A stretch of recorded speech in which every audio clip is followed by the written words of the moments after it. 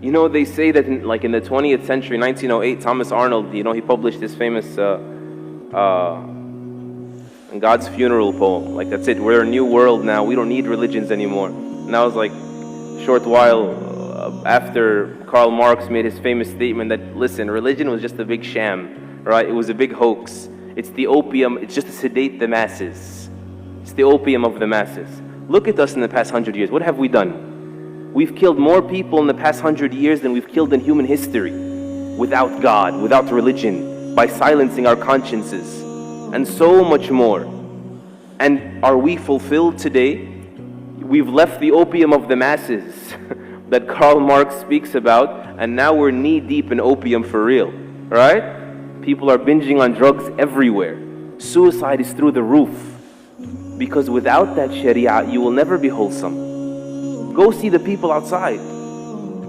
The people outside are hurting. The people outside feel empty. They feel scared. They have no security. They have no reason to feel happy. And your sharia came to uplift them from all of that. You know, there's a very known professor in New York City whose name I'll omit. And I always love mentioning his story because he struggled with faith for a long time, and he always talks to people about this. And he was an atheist, and he came back to Islam, and he says, I read a line from Muhammad Iqbal, and it just shut me down. And all my research was finished, and I said, there's no running from this. Muhammad Iqbal, rahimahullah, he says, sure, you can deny God, but how do you deny Muhammad? Alayhi salatu wassalam. In other words, sure, you can be immature and say, I'm not going to believe in something I don't see. Case closed, stop talking to me, right? But how do you deny someone who lived in the flesh here, who God communicated with?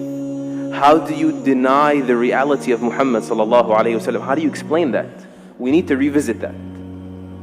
How does a man get born in a vicious environment, alayhi salatu wassalam? And he becomes this beautiful, soft, delicate, bashful, merciful person who was content when people couldn't even be patient, and was merciful when people couldn't even be just. And he was gentle with kittens, and he praised people for taking care of animals. And then on the battlefield, he's on the front lines. And the tough guy is the one that can stand by his side.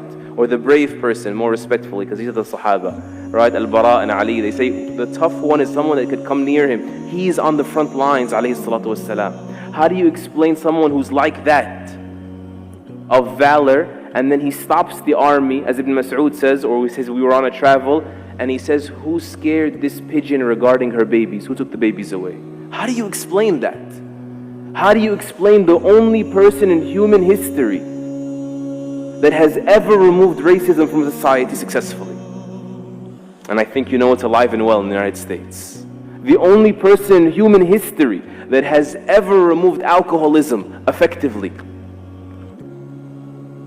that has suffocated the institution of slavery until it dwindled and people benefited from their freedoms and enjoyed them. How do you explain that he, alayhi salatu wassalam, becomes the most influential figure in human history, alayhi salatu wassalam? How do you explain that?